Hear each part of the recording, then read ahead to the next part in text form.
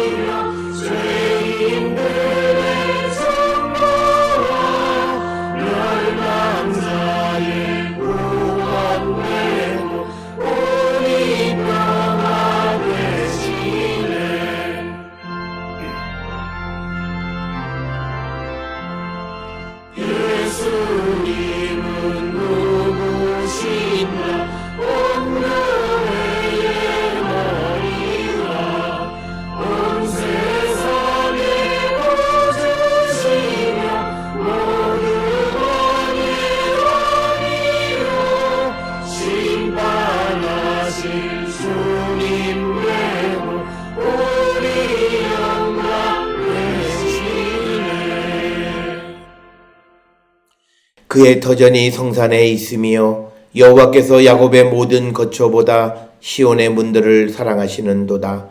하나님의 성이여 너를 가리켜 영광스럽다 말하는도다. 아멘. 사랑과 은혜가 충만하신 아버지 하나님 은혜를 감사합니다. 죄로 인하여 죽을 수밖에 없는 우리를 구원하기 위하여 독생자 예수 그리스도를 이 땅에 보내시고 십자가 보혈의 공로로 우리를 생명으로 인도해 주시었고 또한 성령의 충만한 가운데 다시 오시는 주님을 기다리는 거룩한 성도 되게 하시니 은총을 기억할 때마다 감사와 찬송과 영광 돌리는 우리 모든 성도 되게 하나님 인도하시고 복내려 주시옵소서. 특별히 아버지 우리가 이 땅을 살아갈 때마다 하나님의 택함 받고 하나님으로부터 세상에 보냄을 받은 거룩한 백성으로서 우리에게 주어진 사명에 충실한 삶을 살아가는 우리 모든 성도 되게 주여 인도하시고 복내려 주시옵소서. 아버지 우리가 이 땅을 살아가는 모든 삶은 주님의 계획과 주님의 뜻 안에 있는 줄 믿습니다.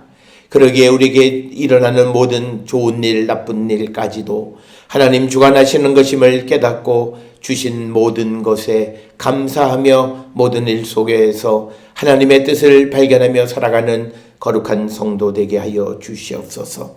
아버지 우리 모든 성도들의 삶에 주님의 능력이 나타나게 하여 주시고 우리가 온전히 부활하신 주님을 믿음으로 말미암아 우리의 삶에 여러 가지 어렵고 힘든 일들이 있을 때마다 주님을 의지하고 주님의 능력으로 모든 것을 이기는 자 되게 하나님 인도하시고 복내려 주시옵소서. 특별히 우리가 살고 있는 이 땅 그리고 온 세상은 코로나19로 말미암아 모든 일상이 깨어졌고 특별히 하나님 앞에 나오는 시간까지도 제약을 받는 그런 시대에 우리가 살고 있습니다. 이때에 주님이 우리에게 주신 자유를 통하여 육신의 기회로 삼는 자들이 아니라 하나님께 더 가까이 나갈 뿐만 아니라 하나님께서 우리를 통하여 이루고자 하시는 그 주님의 뜻이 무엇인지를 깨닫고 그 뜻을 이루며 살아가는 거룩한 성도 되게 우리를 인도하시고 복내려 주시옵소서. 아버지 우리는 연약합니다. 주님의 도우심이 없이는 아무것도 할 수 없는 자들임을 고백하오니 주님 우리를 지켜주시옵고 주께서 우리를 이 땅에 보내셨사오니 두려워하지 말고 기뻐하며 즐거워하며 하나님께서 행하시는 크신 일을 바라보며 살아가는 거룩한 성도 되게 인도하시고 복내려 주셔서 오늘도 믿음 안에 승리하며 주의 영광 드러내는 거룩한 백성이 되게 우리 모두를 하나님 축복하여 주시옵소서. 오늘도 주 앞에 나와 예배하는 모든 이들에게 하나님 자비와 긍휼을 베풀어 주시옵고 하나님의 뜻 안에 살아가기를 결단하는 우리 모든 성도되게 인도하여 주시오며 아버지의 도움이 필요한 이들에게 하나님의 크신 능력으로 함께하여 주시옵고 오직 주님만을 믿고 의지함으로 하나님의 능력으로 모든 문제를 해결하고 그로 말미암아 기쁨을 누리는 우리 모든 성도 되게 인도하여 주시옵소서. 아버지, 건강이 연약한 자들, 믿음이 연약한 이들, 또 여러 가지 인생의 문제 가운데 있는 이들 하나님 앞에 나가 주님을 의지함으로 말미암아 주의 능력 가운데에서 모든 문제의 해결을 받고 주로 말미암아 세워지는 거룩한 백성이 되게 우리 모두를 인도하여 주셔서 우리에게 주어진 사명에 충실한 삶을 살아가는 우리 모든 성도 되게 하나님 우리를 축복하여 주시옵소서. 오늘도 주께서 우리에게 주시는 말씀 안에 은혜 받는 시간 되게 하여 주시옵고 우리 모든 성도들 어느 곳에서 무엇을 하든지 하나님의 영광을 드러내기에 부족함이 없는 거룩한 백성들 되게 하나님 우리 모두를 축복하시고 복내려 주시옵소서. 은혜의 시간으로 이 시간을 인도하여 주시옵기를 바라옵고 예수님의 이름으로 기도드려 싸움나이다. 아멘. 하늘에 계신 우리 아버지여, 이름이 거룩히 여김을 받으시오며 나라가 임하시오며 뜻이 하늘에서 이루어진 것 같이 땅에서도 이루어지이다. 오늘 우리에게 일용할 양식을 주시옵고 우리가 우리에게 죄 지은 자를 사하여 준 것 같이 우리 죄를 사하여 주시옵고 우리를 시험에 들게 하지 마시옵고 다만 악에서 구하시옵소서. 나라와 권세와 영광이 아버지께 영원히 있사옵나이다. 아멘.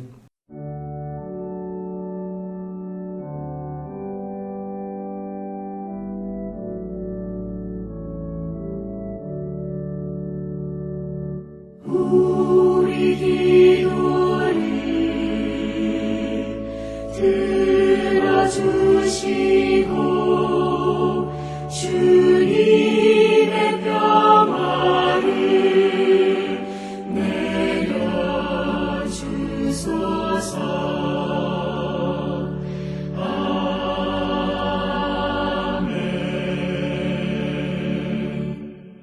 오늘 이 아침 우리에게 주시는 하나님의 말씀 사도행전 3장 1절에서 3절의 말씀이 되겠습니다. 사도행전 3장 1절로부터 3절까지의 말씀 한 목소리로 합독하시겠습니다.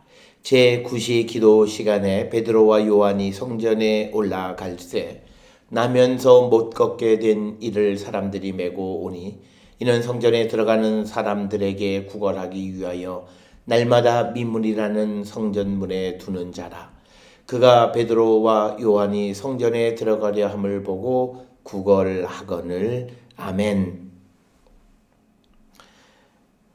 오늘 우리가 함께 읽은 사도행전 3장 1절로부터 3절까지의 말씀은 사도행전 3장 1절로부터 10절에 못 걷게 된 사람을 베드로와 요한이 고치는 그 이적, 즉 성령을 체험한 사도들에게 나타나는 기적의 첫 번째 사건이 오늘 사도행전 3장 1절부터 이제 10절까지 되어 있는 못 걷는 사람을 고치는 이야기인데, 그 가운데에서 특별히 오늘 우리가 함께 읽은 사도행전 3장 1절로부터 3절까지의 말씀은 이 하나님을 의지하지 못하는 사람의 비극적인 모습, 그것을 우리에게 보여주는 그런 말씀이 되겠습니다. 따라서 오늘 나면서 못 걷게 된 이 사람의 모습을 통해서 우리의 믿음의 모습과 우리의 삶의 모습을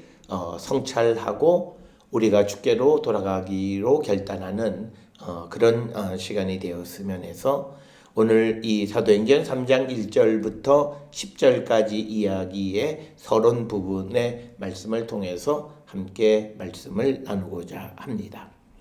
사도행전 1장부터 4장까지는 전체가 하나의 연속적인 이야기로 우리가 이해할 수 있습니다. 사도행전 1장에서는 성령을 통한 새로움, 갱신에 대한 것, 그리고 사도행전 2장에서는 회개, 그리고 3장, 4장에서는 예루살렘에서 지속적으로 일어나는 새로운 사건, 갱신의 이야기가 기록이 되어져 있습니다. 특별히 사도행전 3장 1절부터 10절까지 걷지 못하는 사람을 고치는 이야기와 그리고 12절로부터 26절에 등장하는 목격자들에 대한 베드로의 오순절 설교, 그리고 4장 1절부터 22절에 그 베드로의 설교에 대한 유대 성전 지도자들의 반응, 즉 그 유대 지도자들이 베드로와 요한을 체포해서 구금하는 것, 그리고 그렇게 박해를 하는 것에 대한 초기 기독교 공동체의 어떤 반응, 그리고 이제 마지막으로 4장 32절에서 37절까지의 공동체의 삶에 대해서 요약적으로 기록하고 있는 것이 사도행전 1장부터 4장까지의 이야기입니다. 특별히 오늘 주시는 3장 1절로부터 3절까지의 말씀은 이제 성령의 선물을 받은 사도들에게 나타나는 첫 번째 이적의 이야기의 서론에 해당하는 것이다 라고 하는 겁니다. 특별히 오늘 주시는 3장 1절, 2절, 3절의 짧은 구절을 통해서 이제 나면서 못 걷게 된 이 사람의 매우 치밀한 의도를 우리가 살펴볼 수 있습니다. 특별히 오늘 주시는 이 사건의 배경이 되는 시간적 배경인 3장 1절에 제9시 기도 시간에 베드로와 요한이 성전에 올라갈새 이렇게 기록이 되어 있는데 이미 우리가 잘 알다시피 제9시라고 하는 것은 오후 3시쯤 되는 것이고, 특별히 우리가 다니엘 6장 10절에 보면 하루에 3차례 기도 시간이 정해져 있음을 우리는 알 수 있습니다. 그 기도 시간은 아침 기도, 오후 기도, 그리고 저녁 기도 이렇게 나누는데, 아침 기도는 제3시, 그리고 오후 기도는 제9시, 그리고 저녁 기도가 제12시에 드리게 되어져 있습니다.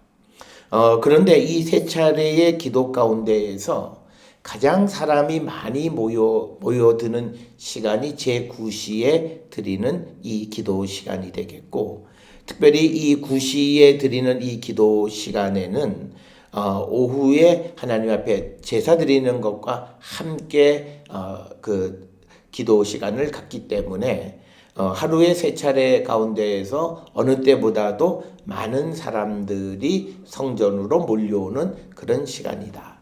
따라서 오늘 주시는 이 제9시 시간에 못 걷게 된 사람이, 나면서부터 못 걷게 된 사람이 성전 문 앞에 나오는 이유는 그가 생각할 때 가장 많은 사람들이 참석했기 때문에 이 시간에 구걸하면 가장 많은 것을 얻을 수 있다라고 하는 그의 판단에 의해서 특별히 제9시 기도 시간에 성전 미문에 앉게 되어졌다라고 하는 겁니다.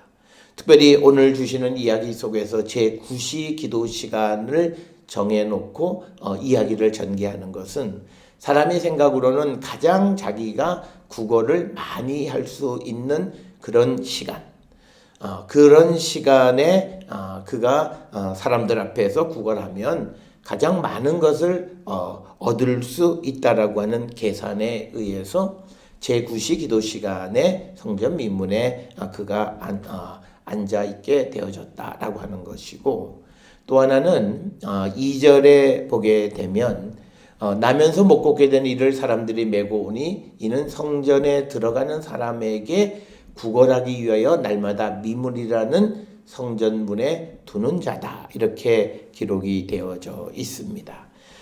오늘 주시는 본문에서 이 못 걷게 된 사람은 왜 못 걷게 됐고 이 사람이 못 걷는다라고 하는 것이 무엇을 의미하느냐에 대한 그 학자들의 견해는 매우 다른데 일반적으로 다리가 완전히 마비된 그런 사람이 아니라 발이나 발목이나 무릎 혹은 엉덩이 등을 다쳐서 제대로 걷지 못하는 사람으로 흔히 이해를 하고 있고, 그런데 이제 그가 놓여 있는 장소가 미문이라고 하는 겁니다. 그런데 여기에 중요한 하나의 수식구가 하나 있어요. 이 성전에 들어가는 사람에게 구걸하는 것이다. 이 미문은 이 학자들 따라서 이 미문이 어떤 문이냐, 이것은 성전의 안으로 들어가는 니카노르 문과 관련이 있다, 이렇게 보통들 이야기하고 있고, 이 문을 통과해서 여인의 뜰과 이방인의 뜰로 들어가는 그 문이라고 하는. 그런데 이 문이 사람들이 성전에 들어가는 사람들이 가장 많은 문이라는 뜻이에요.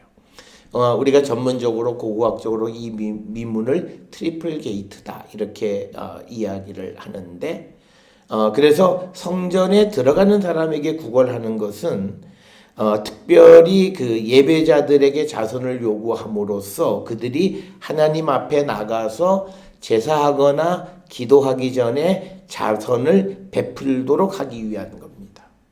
만약에 이 사람이 성전에서 나가는 사람들에게 구걸을 했다면 그는 많은 것을 구걸하기가 어려웠을 것입니다. 그러나 하나님 앞에 기도하기 전, 예배하기 전에 그들로부터 자비를 베풀어서 혜택을 얻으려고 하는 굉장한 그 계산되어진 행동이 성전에 들어가는 사람들에게 구걸하기 위해서 미문에 그가 앉아 있었다라고 하는 것이고, 우리가 잘 아는 것처럼 마태복음 6장에 보게 되면 특별히 유대 공동체에서 유대인들이 아주 소중하게 여기는 것이, 첫째는 자선을 행하는 것, 그 다음에 기도하는 것, 그리고 그 금식하는 것, 이런 세 가지에 대해서 언급하고 있는데, 바로 성전으로 들어가서 하나님 앞에 기도하기 전, 제사하기 전에 자선을 베풀라라고 하는 그런 의도에서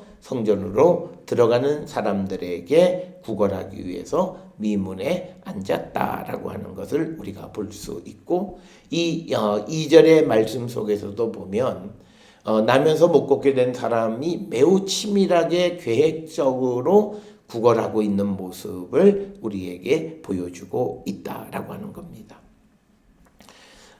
그 다음에 이제 우리가 그 3절에 보게 되면 그가 베드로와 요한이 성전에 들어가려 함을 보고 구걸했다라고 하는 것이 오늘 주시는 3장 1절부터 3절까지의 배경에 관한 이야기가 되겠습니다. 그런데 오늘 우리가 주시는 이 본문의 말씀에서 그가 즉 나면서부터 걷지 못한 이 사람이 매우 철저하게 계획적으로 구걸하기 위해서 준비한, 그래서 시간도 제9시로 정했고, 그리고 앉아있는 장소도 성전으로 들어가는 사람들에게 구걸하기 위해서 미문에 앉아 있었다라고 하는 겁니다. 그러면 이 사람은 가장 하나님에게 가까운 시간에 가까운 장소에 앉아 있었던 사람을 상징하는 것이고, 그런데 그가 하나님에게 기도하는 시간, 그리고 하나님에게 가장 가까운 하나님에게 기도하는 장소에 있으면서도 그는 하나님을 의지하지 않고 사람을 의지했다라고 하는 겁니다. 오늘 주시는 이 나면서부터 걷지 못하는 자의 모습이 우리의 모습과 비슷하지 않는가 하는 거죠. 우리는 하나님 앞에 나와서 기도하고 하나님 앞에 하나님과 가장 가까운 성전에 거하면서도 우리는 하나님을 의지하지 못하고 사람에게 구걸을 하려고 하는 나름대로의 치밀한 계획 속에서 사람을 의지하려고 할 때에 그의 의도는 실패하게 되어짐을 우리에게 보여준다라고 하는 겁니다.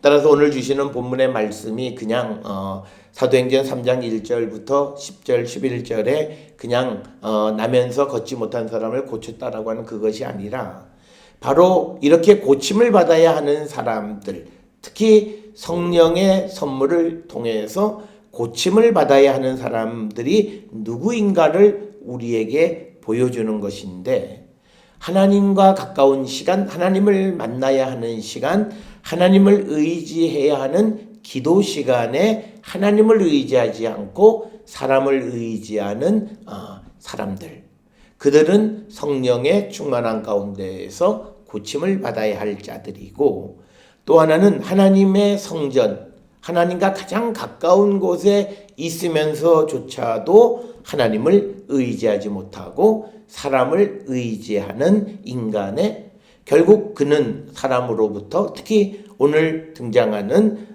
베드로와 요한으로부터 그가 원했던 금과 은을 얻지 못했다라고 하는 것. 그렇지만 그들은 이 베드로와 요한을 통해서 그가 생명이 근본적으로 다시 살아나는 그런 은혜를 얻게 되어졌다라고 하는 겁니다. 따라서 오늘 주시는 이 사도행전 3장 1절부터 3절을 통해서 우리는 늘 하나님을 위해서 일을 하고 또 하나님 앞에 예배하고 하나님의 말씀을 묵상하고 살아간다 말하면서도 우리는 하나님을 의지하기보다는 세상과 사람과 물질을 의지하며 살아가고 있지는 않는지 우리 자신을 한 번쯤 성찰해 봐야 한다라고 하는 겁니다. 이것은 마치 예수님께서 배에 타고 계심에도 불구하고 풍랑이 일고 그랬을 때 사람들이 이 아우성치는 그런 모습, 내게 계시는 주님이 누구인지를 제대로 알지 못하고 오히려 다른 것을 의지하려고 하는 인간의 모습을 상징적으로 보여주는 것이 오늘 나면서 못 걷게 된 사람의 모습입니다. 오늘 우리가 살고 있는 이 시대에 우리는 예수 그리스도의 부활을 체험하고 부활을 믿고 부활의 능력 아래 살아간다 하면서도 걷지 못하는 사람이 된 것은 바로 우리에게 가장 가까이 계시는 주님을 의지하기보다는 세상을 의지하고 세상으로부터 힘을 얻기 위해서 치밀하게 계획하고 그리고 모든 것을 준비하지만 결국은 실패하는 인간의 모습을 우리에게 보여주면서 인간에게 필요한 것은 바로 성령의 선물을 받는 자들이 되어야 한다라고 하는 것을 우리에게 가르쳐 주시는 말씀이고, 오늘 주시는 이 본문의 말씀을 우리가 좀 더 깊이 있게 이해하기 위해서는 제9시가 갖는 의미, 그리고 미문이라고 하는 그 장소가 갖는 의미, 그러면서도 그가 사람에게 구걸하려고 했던, 사람의 도움을 바라는 그런 인간의 나약한 모습. 그러나 그 모습, 그 계획은 산산조각이 나고 결국 그는 어떤 잠시 있다 없어지는 금은을 얻는 것보다는 결국은 영원하신 예수 그리스도를 만나고 새 생명을 얻는 자가 되어야 함을 우리에게 가르쳐 주시는 말씀이 되겠습니다. 따라서 오늘 주시는 사도행전 3장 1절로부터 3절의 짧은 말씀, 그리고 이 배경에 관한 말씀, 별로 사람들이 중요하지 않다고 여길 수 있을런지 모르지만 그러나 특별히 다른 이야기들에 비해서 구체적인 시간, 구체적인 장소를 언급하는 이 누가의 목적은 바로 가장 가까이 계시는 주님을 의지하지 못하는 인간의 잘못된 모습, 그들의 눈이 열려서 나와 함께 계시는 주님을 바라보고 그 주님을 의지하는 자들이 되어야 우리가 새 생명을 얻을 수 있음을 가르쳐주는, 그래서 오늘 본문에 등장하는 우리가 예수를 믿는다라고는 말하지만 그러나 나면서 못 걷는 이런 영적인 불구자가 된 우리들이 다시금 주께로 돌아가서 주님의 은혜 가운데에서 우리가 회복되기 위해서 우리에게 필요한 것은 우리가 세상을 의지하지 않고 하나님만을 믿고 의지하기를 결단하는 자들이 되어야 한다라고 하는 것을 우리에게 가르쳐 주시는 그런 말씀이 되겠습니다. 특별히 오늘 주시는 본문을 조금 더 자세히 보면 3장 1절에서 제9시 기도 시간 이렇게 기록이 되어져 있습니다. 이 시간에 베드로와 요한 그리고 많은 예루살렘에 거주하는 사람들이 이 제9시 오후 3시에 성전에 올라가서 이제 기도하는 시간을 갖게 됩니다. 특별히 우리가 사도행전 2장에 성령의 선물을 받은 초대교회 사람들이 성전에 모이기를 힘썼다라고 하는 그 성전에 모이기를 힘쓰는 것은 바로 이 성전에서 날마다 정한 시간에 기도하는 일을 게을리하지 않았다. 그래서 그 기도라고 하는 것은 특별히 우리가 하나님의 방향성을 발견하는 시간이다. 그래서 우리가 어떻게 가야 하고 어떻게 우리가 무엇을 해야 하는가를 인도함을 받기 위해서 우리에게 필요한 것이 기도라고 하는 거죠. 특별히 예수 그리스도께서 부활하시고 승천하셔서 성령을 주신 후에 제자들이 이제 사도들이 무엇을 어떻게 해야 되는가라고 하는 것에 대해서 자기들의 판단과 생각이 아니라 하나님의 방향성, 하나님이 제시해 주는 그런 삶을 살아가기 위해서 그들은 특히 기도하는 자들이 되었다. 따라서 오늘 우리가 살고 있는 이 시대에 어두운 세대, 즉 영적으로 여러 가지로 곤고한 시대를 살아가는 자들에게 있어서 신앙적인 삶에서 하나님에게 그 방향성을 질문하고 대답을 받는 기도의 시간은 무엇보다도 우리에게 소중하다라고 하는 겁니다. 그래서 오늘 이 주시는 말씀에도 베드로와 요한이 성령의 은혜를 받고 선물을 받고 이제 그들이 어떻게 하나님의 인도함을 받아야 할 것인가 그것을 얻기 위해서 성전에 기도하러 올라가는 제9시 앞에서도 말씀을 드렸듯이 이 9시라고 하는 것은 오후 3시로 하루 3차례 드리는 기도 가운데 가장 많은 사람들이 모여드는 시간이 오후 기도 시간이고 이 시간에는 하나님 앞에 드리는 제사가 함께 드려졌던 그런 시간이었다. 그래서 성전에 기도하러 가는 사람에게 이제 구걸을 한다라고 하는 것은 성경이 우리에게 강조하는 것은 우리가 세상을 살아가면서 어려운 이웃에게 자비를 베푸는 것처럼 하나님이 우리에게 자비를 베풀어 달라고 하는 그런 율법의 가르침에 따라서 오늘 주시는 이 나면서 못 걷게 된 사람은 그런 율법을 아주 최대한도로 이용해서 자기의 이익을 얻으려고 했던 그런 사람이었다라고 하는 겁니다.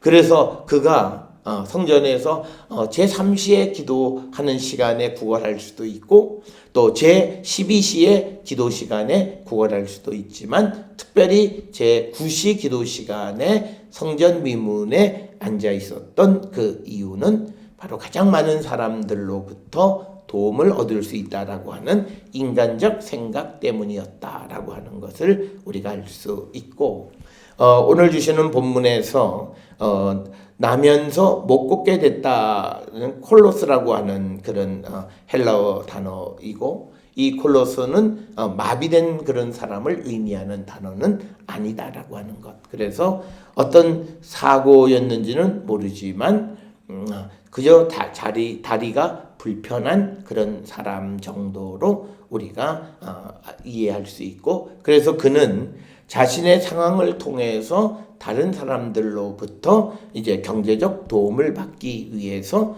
이제 미문에 앉아 있었다. 이 미문이라고 하는 것은 신약 성경에 특별히 요 사도행전 3장에만 등장하는 문으로서 우리가 흔히들 니카노르 게이트, 니카노르 문과 관련이 있는 것으로 이해하지만 그러나 정확하게 그 문의 위치는 어디인지 알 수가 없다.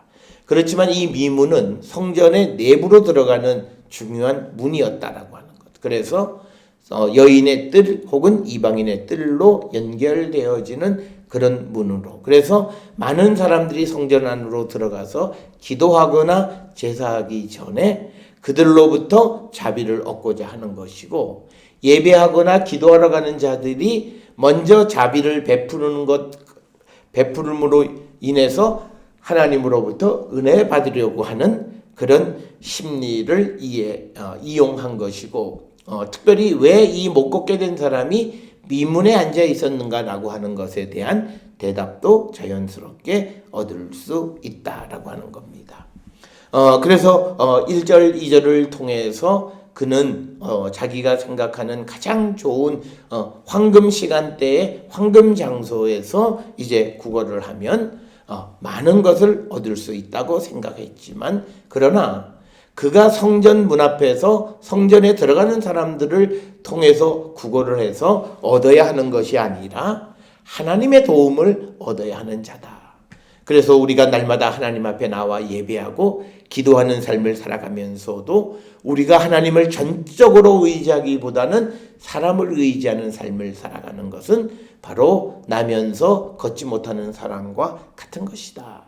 따라서 우리가 전적으로 하나님을 신뢰하고 하나님을 의지하는 삶을 살아가기 위해서는 성령을 선물로 받아서 우리가 하나님의 부활의 능력을 믿을 때 하나님을 의지하는 자가 되어질 수 있음을 우리에게 보여주는 그런 상징적 사건입니다. 따라서 오늘 주시는 사도행전 3장 1절부터 3절의 이야기는 이제 그 사도들이 성령의 선물을 얻고 이제 이사와 기적을 행하는 것의 첫 번째 예를 보여주는데, 어떤 자들에게 기적과 이사를 행하는가? 하나님 앞에 가까이 있으면서도 하나님을 의지하지 못하는 자들, 그들에게 이제 그 눈을 뜨게 해서 그들이 하나님을 의지하며 살아가는 자가 되게끔 하시는 것. 그래서 우리는 우리 자신을 돌아보면서 내가 믿음의 삶을 살아가면서 하나님보다는 세상과 환경과 사람을 더 의지하는 삶에서 이제는 전적으로 하나님을 의지하는 삶을 살아갈 수 있으려면 성령의 선물 가운데에서 하나님께 구하는 예수 그리스도의 이름을 의지하며 살아가기를 결단하는 자가 되어야 함을 가르쳐 주시는 말씀으로 우리 자신을 성찰하는 귀한 시간이 될 수 있기를 주의 이름으로 축원합니다. 기도하시겠습니다. 사랑과 은혜가 충만하신 아버지 하나님 은혜를 감사합니다. 우리는 날마다 하나님의 전을 찾고 하나님 앞에 예배하고 기도하고 말씀을 읽고 하나님을 의지한다 하면서도 우리는 세상의 환경과 그리고 세상의 처지를 매우 소중하게 여기면서 그것을 통해서 무엇을 얻으려고 하는 시도를 하는 것이 우리의 모습입니다. 그러나 주님이 우리에게 원하시는 것은 이처럼 주변의 환경을 이용해서 무엇을 하려고 하기보다는 전적으로 우리의 생명의 근원이신 예수 그리스도를 의지하는 자, 예수의 이름으로 세례를 받았으면 예수의 이름 안에 살아가기를 결단하는 자가 되라고 말씀하시고 그 이적을 통해서 그런 사람으로 변화시켜 주시는 것을 봅니다. 우리의 모습이 어떤 모습인지를 돌아보게 하여 주시고 우리 모든 성도들의 삶이 진정으로 주님만을 의지하며 살아가는 거룩한 성도 되게 인도하시고 복내려 주시옵소서. 오늘도 세상을 향해 나가는 우리 모두가 사람과 세상과 환경을 의지하기보다는 오직 하나님만을 의지하며 나가는 거룩한 성도 되게 인도하시고 복내려 주시옵소서. 이제는 우리 주 예수 그리스도의 은혜와 하나님 아버지의 무한하신 사랑과 성령의 위로 역사 교통하심이 하나님 가까이에 하나님과 가까운 시간에 있는 자로서 하나님을 의지하고 하나님만을 바라보며 살아가는 자 되기를 결단하며 세상을 향해 나가는 우리 모든 성도들 머리 위에 지금으로부터 영원토록 함께 할지어다. 아멘. 주 나를 지키시고 그 얼굴을 내게 돌리시고